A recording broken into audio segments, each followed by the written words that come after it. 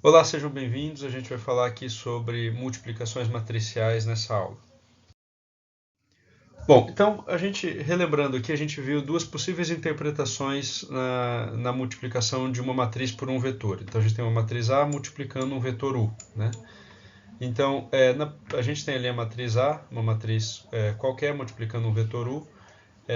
A gente viu a interpretação considerando a matriz como espaço coluna, e o que a gente teria ali como consequência é que o resultado seria dado pela soma de UI associado à coluna I da matriz A. Okay? Então é como se a gente somasse aqui a coluna 1 ponderada por 1, mais a coluna 2 ponderada por 2, mais a coluna 3 ponderada por 3, mais a coluna M ponderada por 1M. Numa segunda interpretação, a gente poderia observar a matriz como espaço linha, e cada componente ali do vetor resultante seria o produto interno entre a linha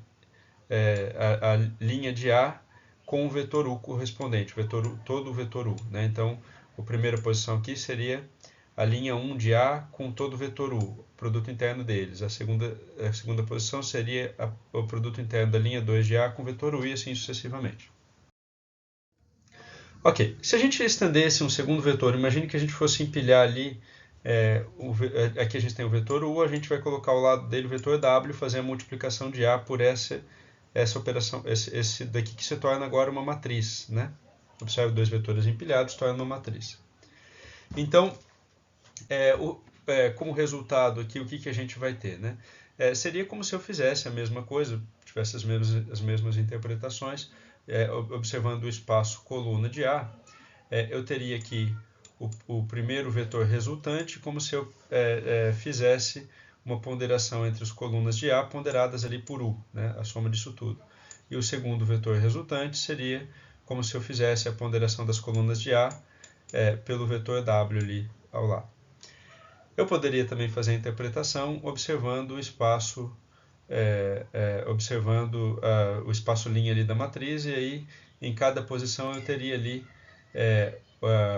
o produto interno entre a linha de A e o vetor U, associado ali toda a primeira coluna do resultante, e a segunda coluna do resultante, os produtos internos entre os vetores linhas de A e o vetor W.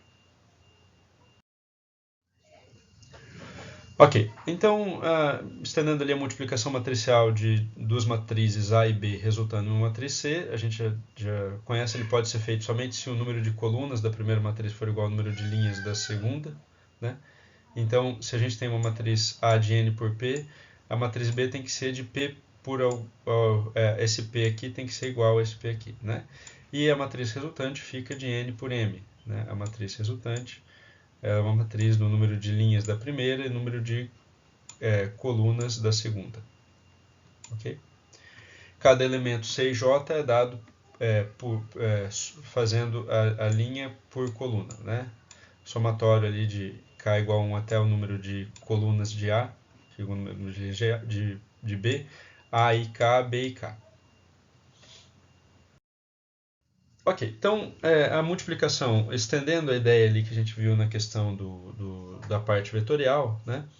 A multiplicação pode ser entendida como se eu tivesse o espaço linha da primeira matriz, o espaço coluna da segunda matriz, e eu fizesse, adotando ali a interpretação do produto interno, cada elemento seria o produto interno entre o vetor linha da primeira matriz e o vetor coluna da segunda matriz, né? Então, cada elemento C e J é o produto interno entre a linha I e a coluna J. A linha I da primeira matriz e a coluna J da segunda matriz.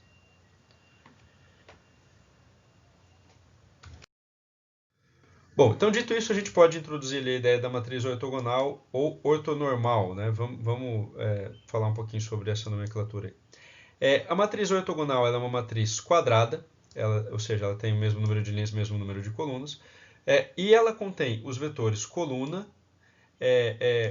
com norma diferente de zero, logicamente também os vetores linha terão norma diferente de zero, e os vetores coluna são ortogonais entre si, e assim como os vetores linha são ortogonais entre si. Tá, ok? Ou seja, se a gente imagina ali a matriz, por exemplo, do espaço linha, a gente estaria falando aqui que cada um desses vetores eles são todos, dois vetores são sempre ortogonais entre si, desse espaço linha da matriz. A mesma coisa com o espaço coluna, tá ok? Existe o termo que seria mais adequado, que é o ortonormal, porque o que quer dizer? Quer dizer o seguinte, que além de serem ortogonais, esses vetores têm norma unitária. Então, o A1' tem norma 1, o A2' tem norma 1, o AN' tem norma 1. Tá ok? E aí a gente teria o termo ortonormal. Acaba que o termo ortogonal é usado também para designar uma matriz ortonormal. Então, quando você encontra muitas vezes o termo matriz ortogonal, se impõe que, além de ortogonal, os vetores também têm norma unitária. Mas o termo mais correto seria ortonormal. Né? Então, a gente teria o seguinte ali, o produto interno de dois vetores A e J, ele vai ser igual a 1, porque esse vetor tem norma unitária, se o I for igual a J, ou seja, se for um vetor com ele mesmo. E vai ser 0 se o I for diferente de J, ou seja, se for um vetor contra o outro, porque eles são ortogonais, o produto interno de dois vetores ortogonais é 0. A gente faz a mesma ideia aplicada ao espaço coluna, tá ok? Então, no espaço coluna aqui a gente tem a mesma ideia. A norma desses vetores aqui, o produto interno desses vetores é 1 se for ele com ele mesmo, é 0 se for e se o I for diferente de J. Ok, então o que acontece? A multiplicação, por exemplo, se eu pego a matriz A e multiplico pela sua transposta, o que é isso? A matriz A, eu posso imaginar o espaço linha dela. A matriz A transposta seria como se eu pegasse esses vetores linhas e os transpusesse. Tá ok? E aí, quando a gente faz a multiplicação, a gente vai ter ali em cada elemento correspondente o produto interno desses vetores linha. Né?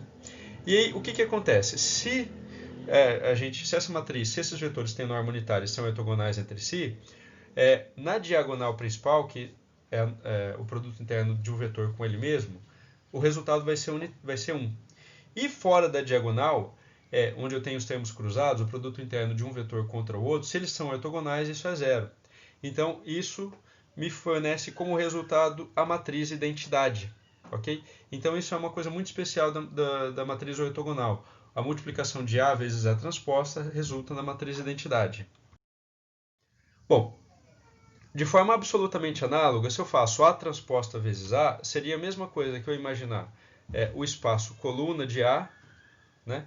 E o A transposta seria como se eu pegasse as colunas e transpusesse essas colunas. E fizesse a multiplicação ali, eu tenho os produtos internos dos vetores coluna associados. Tá ok? Então, o que acontece? Novamente, na diagonal, se essas colunas são... se essa matriz é ortogonal, o produto interno de um vetor com ele mesmo é 1. E o produto interno de vetores, dos vetores coluna cruzados, são 0. Então, fora da diagonal, eu vou ter 0. Consequentemente, eu tenho também como resultado a matriz identidade. Ok? Bom, então, o que é interessante dessa questão da matriz ortogonal? Quando eu pego uma matriz e multiplico ela pela sua transposta, e isso dá a identidade, quer dizer, essa matriz é ortogonal, na verdade, o que serve para qualquer matriz que exista e que tenha inversa é que quando eu pego uma matriz e multiplico pela sua inversa, isso me dá a identidade. Então isso me diz o seguinte, olha, a inversa de uma matriz ortogonal é simplesmente a sua transposta. Então é muito fácil obter a matriz inversa de uma matriz ortogonal, que é simplesmente transpor, você não precisa aplicar os procedimentos lá de eliminação gaussiana, por exemplo, para fazer a transposta de uma matriz ortogonal. Ok? Ok, vamos entender aqui algumas matrizes especiais que a gente encontra. É conveniente que a gente fale um pouquinho sobre elas, tá ok? São elas a matriz de rotação, a matriz de projeção, a matriz de reflexão, a matriz de cisalhamento e a matriz de permutação. Ok, então começando ali pela matriz de rotação, né? A ideia é que eu vou pegar um vetor V, vou multiplicar ele por uma matriz, que é a matriz de rotação, e isso vai fazer com que eu obtenha V', que é esse vetor que tem a mesma norma que V, ele simplesmente foi rotacionado em relação ao ângulo alfa aqui. Então, aqui existe um ângulo alfa entre eles. como é que eu posso fazer essa operação? Como é que é definida a matriz de rotação? Bom, se eu imagino o V, ele tem os componentes Vx e Vy, certo?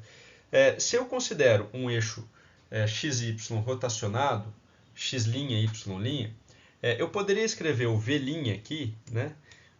Como tendo essas componentes Vx e Vy, mas rotacionadas ali, acompanhando esses eixos, né? Então, se eu tivesse esse... eu posso escrever esse V' aqui como sendo somando-se o Vx' com o Vy', tá ok? Então, o Vx', observa que o Vx' é simplesmente uma rotação aqui em relação a um ângulo alfa, e o Vy' também uma rotação em relação ao ângulo alfa. Então, o V' pode ser escrito como Vx' mais Vy'. O Vx', ele pode ser escrito, ele tem a norma Vx, beleza? Ele tem a norma de Vx. O Vy' tem a norma de Vy, só que eles em si são rotacionados. Observa que o Vx' é um triângulo retângulo ali, a sua componente no eixo x vai ser cosseno de alfa, a sua componente no eixo y vai ser seno de alfa. O Vy', a sua componente em x é menos o seno de alfa, né? Observa que se eu faço ali um triângulo retângulo associado, né? Eu vou ter que a componente aqui é menos o seno de alfa desse Vy', e a sua componente em y é o cosseno de alfa. Então, eu posso escrever isso daqui na forma matricial, né? E eu vou ter ali escrito nessa forma matricial cosseno de alfa menos seno de alfa, seno de alfa, cosseno de alfa vezes Vx, Vy, eu caio na multiplicação anterior, tá ok? E nós estamos escrevendo ali o V' em termos das coordenadas y e x originais, por meio desta multiplicação. Então, atentando aqui a essa figura do lado esquerdo, ao pegar e fazer essa operação matricial, eu vou estar simplesmente rotacionando o V e obtendo o V' como resultado. Ok? Então, a matriz de rotação ela é definida assim, cosseno de alfa menos seno de alfa, cosseno de alfa. E eu posso rotacionar um vetor V, multiplicando ele pela matriz de rotação, e eu vou rotacionar esse vetor, obtendo V'. Ok? Essa matriz de rotação é uma matriz ortogonal. Beleza? As linhas e colunas delas são ortogonais entre si e têm norma unitária. Bom, vale ressaltar que se eu posso rotacionar em relação a dois eixos, né, a um plano de cada vez, né? Então, por exemplo, vamos supor que eu tenho um vetor que tem componentes em x, y e z, e eu quero rotacionar um ângulo alfa em relação a x e y. Então, como é que isso daqui seria composto? Seria a mesma coisa que eu compor um vetor, da mesma forma ali pensando na rotação x, y, como a gente fez na parte anterior, mas mantendo, por exemplo, as outras dimensões intactas, né? Então, eu estou rotacionando, ao fazer essa composição aqui, eu estou rotacionando unicamente em relação a x e y. E o z, por exemplo, fica não rotacionado. Eu posso escrever isso daqui na forma matricial e eu tenho a matriz de rotação em relação ao plano xy dessa forma. Se eu quiser rotacionar xy, alfa em relação a xy e beta em relação a xz, por exemplo, eu posso desenvolver o raciocínio análogo. Eu tenho ali a matriz de rotação que vai permitir eu, a partir do meu vetor v, obter o meu vetor v', que é rotacionado em relação a xy, ok? Segundo o ângulo alfa, mantendo o z intacto ali. E agora, pegando este vetor v', eu posso multiplicar pela matriz de rotação, que vai fazer a rotação em relação ao xz. Tá, ok? Então, eu pego esse v' aqui e multiplico pela matriz de rotação, colocando as posições de seno e cosseno ali, envolvendo apenas a matriz,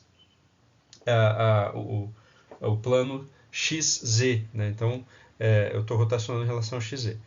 Bom, se eu substituo esse v' aqui, né, eu vou ter a minha rotação total, né? Ou seja, a multiplicação ali, a rotação em relação ao plano xy e depois a rotação em relação ao plano xz, tá ok? E assim sucessivamente. Bom, então aqui um exemplo de rotação, né? A gente tem uma imagenzinha aqui, essa imagem é essa imagem original, tá ok? De uma carinha quando a gente pega todos os pontos dessa imagem e aplica a rotação, eu estou rotacionando em relação ao ângulo de 90 graus. Então, é como se eu pegasse esse vetor, esse plano XY e rotacionasse ele 90 graus, eu vou obter como resultado esta imagem aqui rotacionada. Ok? Então, eu vou deixar alguns exercícios para vocês desenvolverem esses exemplos de rotação, reflexão que a gente vai demonstrar aqui. Tá ok? Bom, a projeção ortogonal de um vetor. A gente já falou desse assunto, mas eu vou chamar a atenção aqui novamente esse assunto e apresentar uma formulação que nos vai ser útil. E essa formulação parece que complica, de fato ela complica um pouquinho a forma matemática ali, mas ela tem posteriormente algumas funcionalidades. Tá? Então, a gente já descreveu isso, eu tenho um vetor U e um vetor V, eu vou obter o U projetado em V. Né? Então, como é que eu posso obter o U projetado em V? Eles têm um ângulo alfa ali, eu faço uma projeção ortogonal de U em V, né, U na direção de V, e eu tenho o vetor U ali escrito. Tá, ok? A gente já descreveu isso daqui anteriormente, mas vamos lá. O U projetado em V, ele tem a norma, se eu imagino o triângulo retângulo ali, é a norma de U vezes o cosseno de alfa, vezes um vetor unitário na direção V. Né? Esse vetor unitário é a mesma coisa que eu pegar V e dividir pela sua norma, eu vou ter um vetor unitário na direção de V. Tá ok?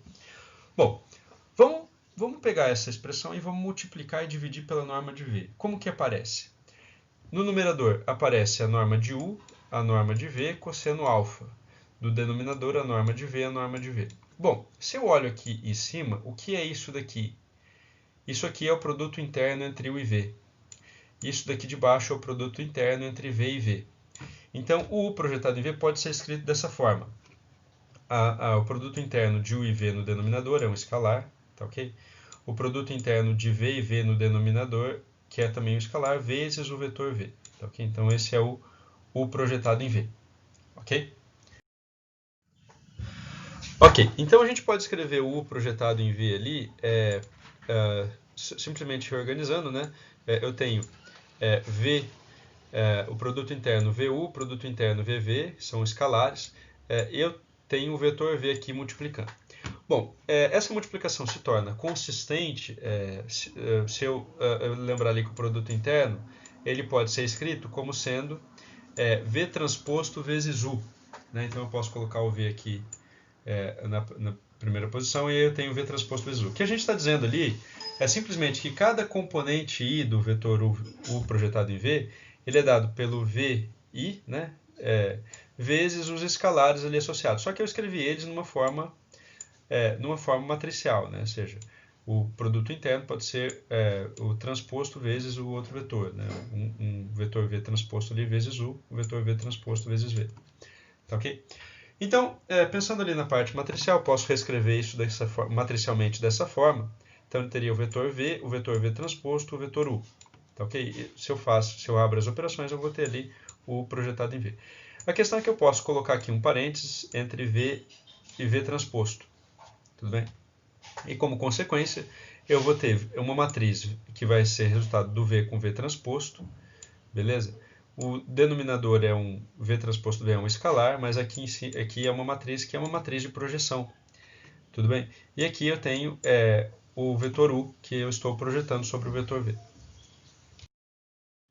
Bom, então a matriz de projeção sobre um vetor fica V transposto, né? Dividido por V transposto V. Essa é a matriz de projeção. Então eu posso projetar um vetor U sobre V, pegando e multiplicando esse vetor por essa matriz de projeção. Então estou projetando U sobre o vetor V. Ok? Bom, considerar a projeção ortogonal sobre um plano. O que acontece agora? Acontece o seguinte, eu não tenho um único vetor, eu tenho vetores que formam uma base. Nesse caso, esses vetores que formam uma base, por exemplo, são dados como vetores coluna de uma matriz A. Então, são esses vetores AC1 e AC2 aqui. Esses vetores formam a base. Ali eu tenho representado a projeção U projetado em A e o vetor U perpendicular a essa base. Né? Então, eu tenho que o U projetado em A somado com o U perpendicular a A vai me retornar o vetor U. Tudo bem? A questão é que eu não sei eu não sei qual é a direção aqui originalmente, né? desse vetor U projetado em A. Eu só sei os vetores da base, eu sei AC1, AC2. Ok? Então, o que eu preciso compor? Eu preciso compor por quanto que eu preciso multiplicar esse AC1 e AC2 para que eu caia em U projetado em A. Então, ou seja, a mesma coisa que eu estivesse compondo o U projetado em A aqui como a base, a matriz A ali, vezes um vetor W que nesse momento eu não sei são as componentes de U projetado em A nessa base. Ok? Então, seria como se eu pegasse o W1 multiplicasse por AC1, o W2 multiplicasse por AC2 e isso resultasse no U projetado sobre A. Ok? Bom, se existe ortogonalidade, como é uma projeção ortogonal, eu tenho que o U projetado em A e o U perpendicular a A são ortogonais entre si. Consequentemente, o produto interno entre eles é zero. Tá, ok? Só que o U perpendicular a A ele pode ser escrito como sendo o U menos o U projetado em A. Tá, okay? Então eu posso fazer essa escrita aqui. Existem algumas formas de fazer essa derivação. Eu vou aqui apresentar uma derivação que vai pelo caminho da álgebra dos produtos internos aqui. Tá, okay? Eu posso aplicar distributivo aqui, né? Se eu aplico a distributiva, eu vou ter o produto interno do projetado sobre A com ele mesmo, igual ao produto interno de U, produto interno de U e U projetado em A. Ok, eu vou lembrar ali da propriedade da transposta, que se eu tenho uma multiplicação A vezes B transposta, é a mesma coisa que eu ter B transposto A transposto. Então, quando eu pego ali o meu produto interno, que a gente chegou do slide passado, o que é? É a mesma coisa que eu pegar o projetado em A transposto vezes o A, o projetado em A transposto vezes U. Né? Isso são os produtos internos que a gente tinha. Esse U projetado em A, eu vou escrever ele como A vezes W, só que ele está transposto. Então, quando eu aplico ali a transposta, fica WT, AT, isso é U projetado em A transposto. E A vezes W é U projetado em A. E aqui eu tenho o projetado em A transposto vezes U, né? Ou seja, isso aqui se torna isso aqui. Tá, ok? E o U eu vou deixar ali intacto. Tá, ok? Então, a gente tem essa propriedade da transposta, eu posso rearranjar isso daqui, colocando o W transposto em evidência, e eu tenho essa expressão aqui, isso tudo sendo igual a zero. Bom, eu tenho duas soluções. Se o W for igual a zero, que é uma solução trivial, não me interessa, e se o que tiver aqui dentro desses parênteses for igual a zero, que é o que me interessa, que me permite calcular o W. Tá, ok? Então, para evitar a solução trivial, eu vou fazer o termo que está entre parênteses igual a zero. Então, o termo que está entre parênteses igual a zero pode ser escrito dessa forma, e agora eu vou isolar W. Como que eu vou isolar W? Se isso daqui é uma base, se A é uma base A transposto vezes A, é possível comprovar que existe uma inversa para isso. Então, eu posso multiplicar pela inversa de A transposto vezes A, e eu vou ter o W, que me dá quanto que eu tenho que multiplicar cada vetor da base para obter um vetor ortogonal ali, uma projeção ortogonal de U sobre os vetores da base. Tá, ok? Então, eu consigo obter esse W aqui. Esse W tem vários significados para a gente, depois eu vou destacar eles não nessa aula, mas em uma aula futura. Bom, então o vetor U projetado em A é eu pegar esse A e multiplicar pelas componentes ali W. Esse W a gente obteve e aí eu tenho essa forma aqui. E aí o que acontece? Se eu olho toda essa matriz aqui, isso é a matriz de projeção. É como se eu estivesse pegando o vetor U e projetando sobre uma base definida ali pelas colunas da matriz A. Okay? Então, a matriz de projeção se torna essa matriz toda aqui, e eu posso projetar um vetor U qualquer nessa base, multiplicando U por essa matriz de projeção. Okay? Então, eu tenho o vetor U, multiplicando pela matriz de projeção ali, eu vou obter o projetado em A de forma projetado ortogonalmente. Bom, vou falar agora um pouquinho sobre a reflexão de um vetor. Então, eu vou considerar um vetor U refletido sobre um vetor V. Né? O que é a ideia da reflexão? Tem um ângulo ali associado a eles, é como se esse V funcionasse como um espelho. Né? E eu fosse espelhar o U em relação a V. Pode ser entendido também como uma rotação com dois alfas. Okay? Mas eu vou usar aqui a ideia da reflexão. Então, a gente já viu como é que eu posso obter o U projetado sobre o vetor V, E eu tenho ali que eu posso obter esse W, que é a componente de U independente ali desse vetor V. Né? Então, a ideia desse processo todo é obter esse vetor refletido aqui, esse U asterisco. Tá, ok? Bom, então, primeiramente eu vou calcular o projetado em V, como a gente já viu lá anteriormente, por meio dessa matriz aqui de projeção sobre um vetor. Tá, ok? O vetor W é a mesma coisa que eu pegar U e diminuir de U projetado em V. Observa que U projetado em V mais W dá U. Né? Então, W é U menos U projetado em V.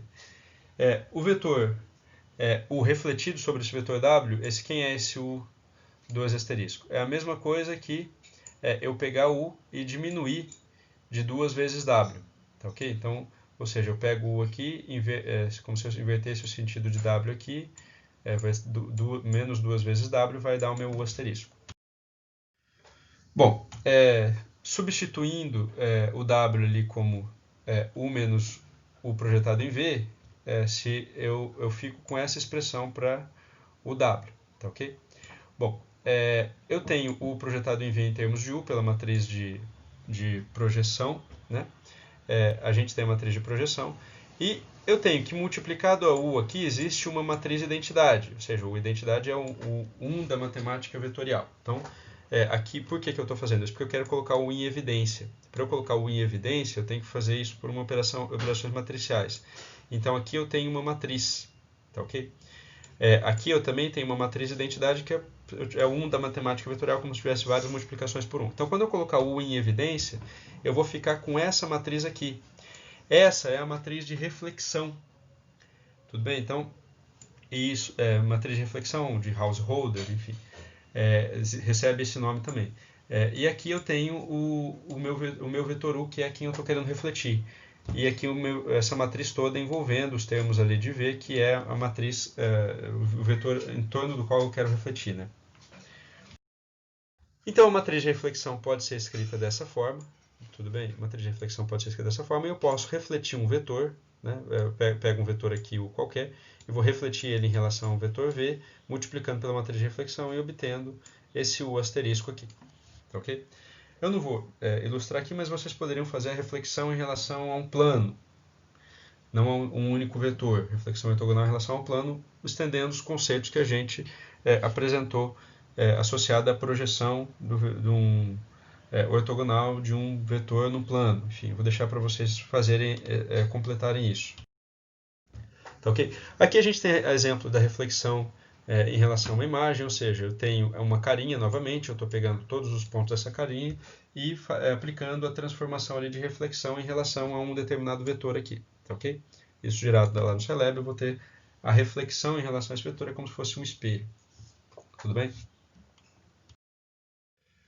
Bom, o cisalhamento. Cisalhamento é como se deformasse o vetor de acordo com uma componente em relação ao eixo, ao outro eixo. Então, imagina eu tenho o eixo xy, eu tenho o meu vetor u aqui. O que eu vou fazer? Como se eu fosse cisalhar ele, eu vou fazer com que o linha receba, o linha x, por exemplo, receba o x mais uma multiplicação, uma componente ali do cisalhamento que envolve o y. Como se você tivesse uma componente tangencial ali ao x, né? Que é a ideia do cisalhamento.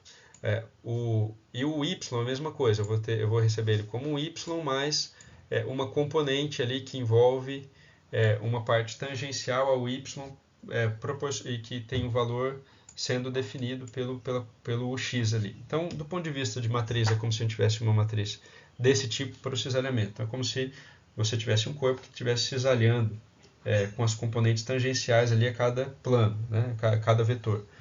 Então, essa é a matriz de cisalhamento, lambda 1 e lambda 2 são valores que podem variar. E aí eu teria um cisalhamento de um vetor U associado a um... multiplicando essa matriz de cisalhamento, eu vou ter o link. Aqui o exemplo do cisalhamento. Então, por exemplo, eu estou pegando 0,4 para um fator para deformar ali a componente x. Né? Então, eu tenho ali a minha carinha original E se eu aplico essa transformação, é como se eu estivesse cisalhando ele, o x paralelo ao próprio x ali, de acordo com algum componente em y. Tá ok? Por fim, a matriz de permutação. A matriz de permutação ela efetua uma troca de colunas por meio de uma multiplicação matricial. Então vamos nos lembrar primeiramente aqui que quando a gente tinha uma matriz A multiplicando um vetor U. Então vamos colocar ali uma matriz A qualquer multiplicando um vetor U. Eu posso imaginar isso aqui como vetores coluna e isso sendo o resultado somatório de UI a I coluna. Tá ok?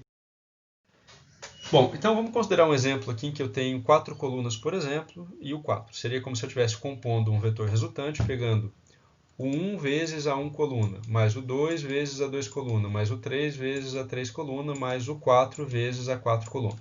Tá bom? Vamos supor então que eu tivesse o meu vetor U definido da seguinte forma: todo mundo é 0, só o elemento 3 é 1. O que vai acontecer? Isso aqui vai a 0, isso aqui vai a 0, isso aqui vai a 0, e o que vai sobrar? Vai sobrar só a coluna 3 de A ali. Tudo bem, vai sobrar só a coluna 3 de A. Então, observe que eu consegui, de certa forma, fazer uma filtragem das colunas para pegar uma única coluna que eu quero. Vamos estender um pouquinho essa ideia, vamos imaginar o mesmo sistema com 4 colunas, mas vamos supor que eu quero, por uma multiplicação matricial, deixar apenas as colunas 3 e 4, nesta ordem. Então, o que eu posso fazer? Se eu pego e multiplico por essa matriz aqui, eu vou estar deixando só a coluna 3 e a coluna 4.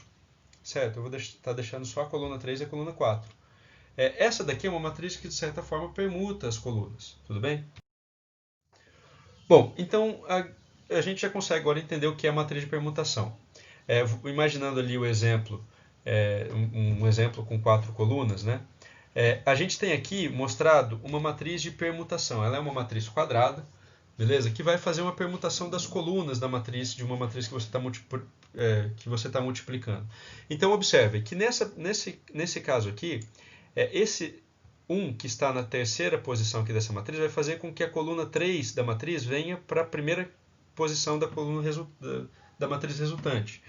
Esse 4, que aqui tem na quarta posição o número 1. Isso vai fazer com que a coluna 4 da matriz seja a segunda coluna da matriz resultante.